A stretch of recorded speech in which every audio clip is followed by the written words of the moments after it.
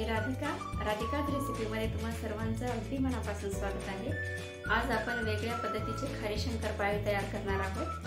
राजस्थानी पद्धतीची मूग डाळ मठरी आपण आज तयार करणार आहोत। एकदम पौष्टिक आणि झटपट होणारी अशी ही रेसिपी आहे।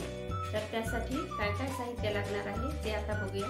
तत्पूर्वी तुम्ही जर आपल्या चॅनलवरती नवीन असाल तर व्हिडिओला लाईक आणि चॅनलला सबस्क्राइब करायला विसरू नका। चला तर रेसिपीला सुरुवात करूया।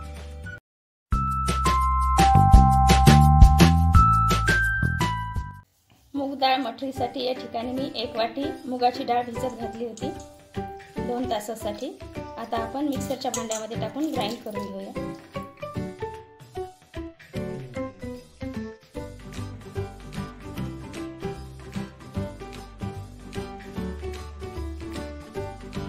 बघा अशा प्रकारे आपल्याला जाडसरच पेस्ट काढून घ्यायची आहे, जास्त बारीक नाही करायचं।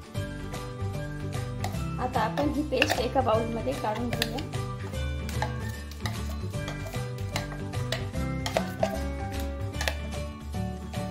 आता यामध्ये आपल्याला अर्धी वाटी रवा टाकून घ्यायचा आहे। त्यानंतर 1 चमचा ओवा आहे, 1 चमचा काळी तीळ, चवीनुसार मीठ, थोडीशी हळद, अर्धा चमचा लाल तिखट, 2 चमचे कसुरी मेथी आणि मैदा आपल्याला जेवढा लागेल तेवढाच घ्यायचा आहे, कारण की आपली मुगाची डाळ ओली असल्यामुळे आपल्याला लागेल तेवढंच पीठ घ्यायचं आहे मैद्याचं।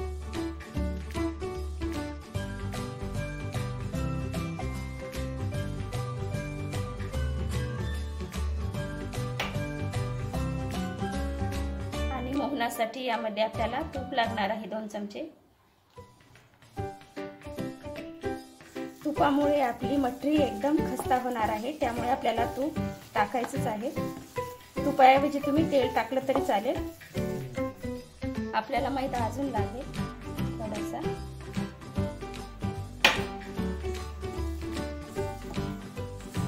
यामध्ये पाण्याचा अजिबात वापर करायचा नाही। मूग डाळीमध्येच आपल्याला सर्व साहित्य मिक्स करून घ्यायचं आहे। आपल्याला अशा प्रकारचं कणिक मळून घ्यायचं आहे, बघू शकता। आता आपण उंड्याला 5 ते 10 मिनिटांसाठी थोडंसं तेल टाकून मुरण्यासाठी ठेवून देऊया उंडा। आपल्याला मठरीसाठी साठा तयार करायचा आहे, तर त्यामध्ये 2 चमचे मी तूप घेतलेले आहे। तुपामध्ये आपल्याला 2 चमचे मैदा टाकून घ्यायचा आहे, पूर्ण मिक्स करून घ्यायचे आहे। अशा प्रकारे आपल्याला कन्सिस्टन्सी ठेवायची आहे साठ्याची। बघा जवळपास 10 मिनिट झालेले आहे, आपला उंडा एकदम सेट झालेला आहे। तुम्हाला जर उंडा पातळ वाटत असेल तर यामध्ये तुम्ही मैदा ऍड केला तरी पण चालतो। आता आपण लगेच मठरी बनवायला घेऊया। पोळीपेक्षा आपल्याला मोठा उंडा घ्यायचा आहे, अशा प्रकारे घ्यायचा आहे आपल्याला उंडा।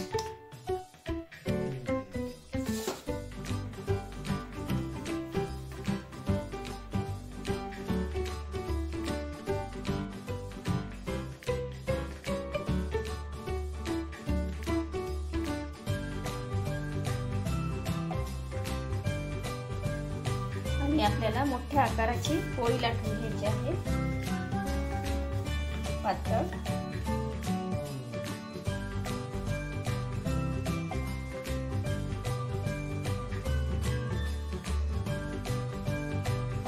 बघा अशा प्रकारे मी मोठी पोळी लाटून घेतलेली आहे। आता आपण यावरती साठा लावून घेणार आहोत। छान हाताने पसरवून घ्यायचा आहे साठा।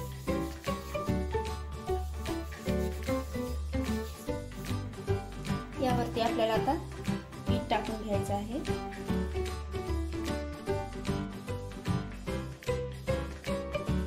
याचा आपल्याला आता रोल बनवून घ्यायचा आहे।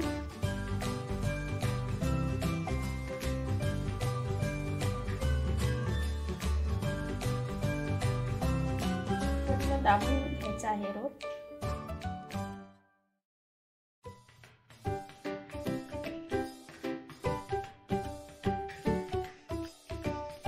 बघा आता अशा प्रकारे आपण रोल बनवून घेतलेला आहे. आता कटरच्या साहाय्याने याचे छोटे छोटे काप करायचे आहेत.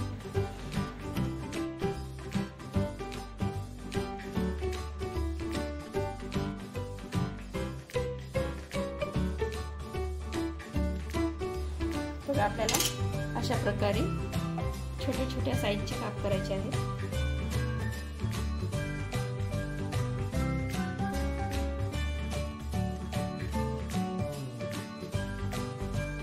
बघा अशा प्रकारे आपण छोटे छोटे तुकडे करून घेतलेले आहेत. आता आपल्याला हे लाटून घ्यायचे आहे.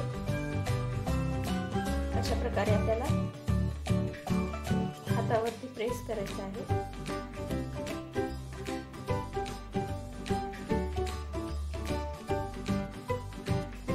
आता हे जे आपण दाबून घेतलेली मटरी आहे तिला थोडंसं लाटून घ्यायचं आहे एकदम हलक्या हाताने.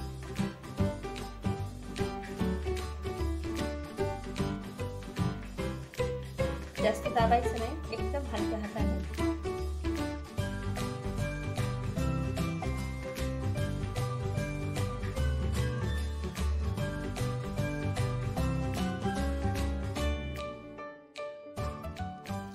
बघा अशा प्रकारे आपण सर्व मटेरियल लाटून घेतलेली आहे. आता आपण तळून घेऊया. तेल आपल्याला एकदम नॉर्मल असतानाच मटेरियल आपल्याला तळून घ्यायची आहे. जास्त कडक नाही होऊ द्यायचं.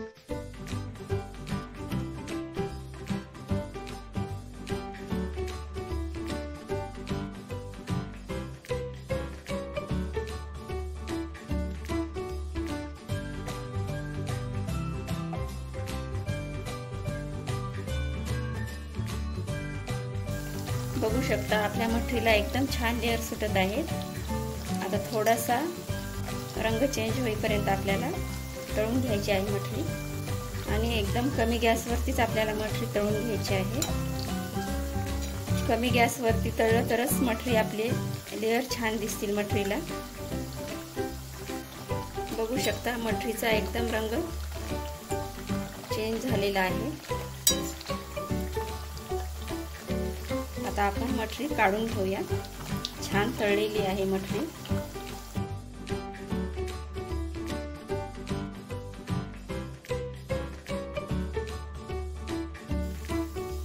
बघू शकता आपल्या मटरीला एकदम छान लेयर्स आलेले आहेत.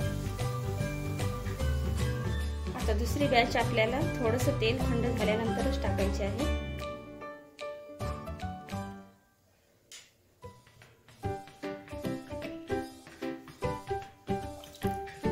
जास्त कडक तेलामध्ये टाकली तर मटरीला लेअर सुटणार नाही. त्यामुळे आपल्याला थंड तेलामध्येच मटरी सोडायची आहे. नॉर्मल तेलामध्येच मटरी सोडायची आहे.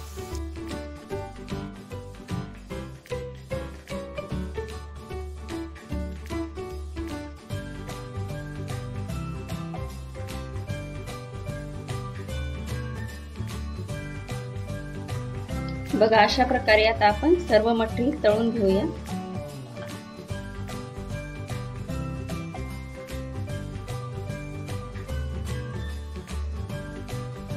बघा अशा प्रकारे आपली मटरी तयार झालेली आहे. एकदम छान लेयर्स आलेले आहेत. आता आपण लगेच सर्व करायला घेऊया. बघा अशा प्रकारे राजस्थानी पद्धतीची आपली मूग डाळीची मटरी तयार झालेली आहे. एकदम कुरकुरीत आणि क्रिस्पी अशी आपली मटरी झालेली आहे.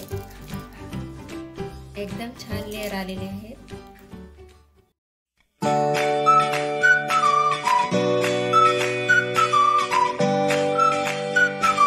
आपली एकदम जबरदस्त असे खारी शंकरपाळे म्हणजेच राजस्थानी पद्धतीची मूग डाळ मटरी तयार झालेली आहे. व्हिडिओ आवडला असेल तर व्हिडिओला लाईक आणि चॅनलला सबस्क्राईब करायला विसरू नका. धन्यवाद.